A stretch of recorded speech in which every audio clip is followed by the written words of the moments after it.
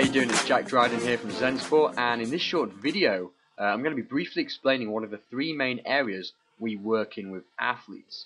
If you haven't heard of Zensport International before, we're a team of sports performance specialists who help Olympians, athletes, players and teams get to the next level and improve their performance in a number of ways. The main method we use is something called energetic sports psychology. It's new, it's very different, and in our combined over 70 years of searching for something better, it's the best thing we've found so far that an athlete or team could use in addition to their traditional physical technique-based training and practice. So this in front of you, what you're looking at right here, is a graph comparing what we use and do, ESP, with the main other options available when we're talking about what we call mental game strategy.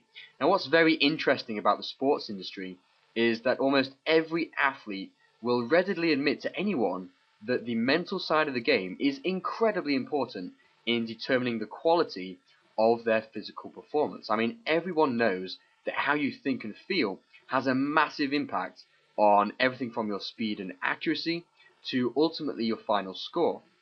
And yet in spite of this, and as we can see here, most athletes and teams don't have any form of mental game strategy. In other words, they're lacking a practical, fast and effective strategy that they can use every time they hit some sort of mental block, obstacle or challenge. And in this video I'm going to be talking about why this is.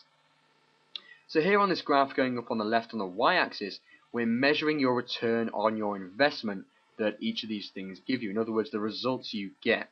And very specifically, we're talking about results that are fast, immediate changes in terms of minutes and seconds rather than hours, days, or longer, or never. We're also talking measurable results, and this is very important. And what's often missing from, say, something like traditional sports psychology is a quantifiable, tangible way of measuring the changes you make when you're working with your mental game.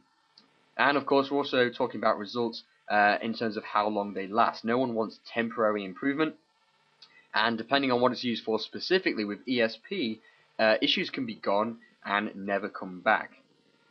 Now down here across the x-axis, what we're measuring is the frequency or usage of each of these things in the sports industry.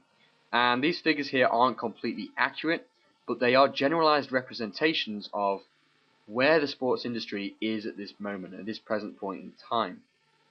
So over here, as you can see, we have spoken advice, and 60% of athletes, well actually probably a great deal more than 60%, these are conservative figures here. So for 60+%, this is all they'll have in the way of a mental game strategy, spoken advice.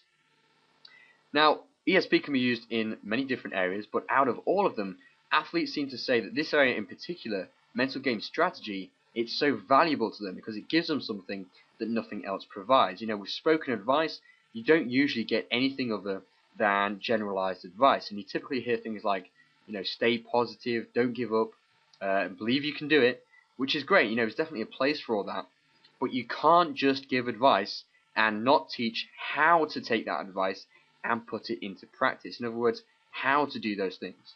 That's like telling an obese person that they would lose weight and feel better if they ate different food, without telling them how, without telling them what food to eat, where to get it, and how to combine and prepare it so they still enjoy eating, they don't revert back to their old ways, which is of course utterly insane.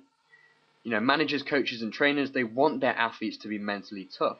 Athletes want that for themselves so they can handle the mental, the emotional ups and downs of their sport.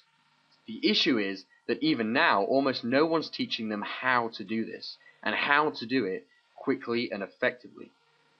So what we have here is an incomplete mental game system, an incomplete mental game strategy, and it's generations old, but it's still the dominant one in use today, even by many professional teams and Olympic level athletes as well.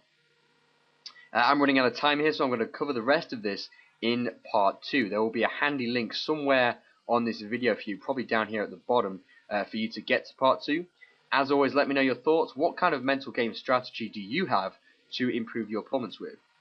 Head on over to zensport.info for more about what we do with sports professionals. I'm Jayc Dryden, and keep your ear to the ground for part 2. Thanks for listening.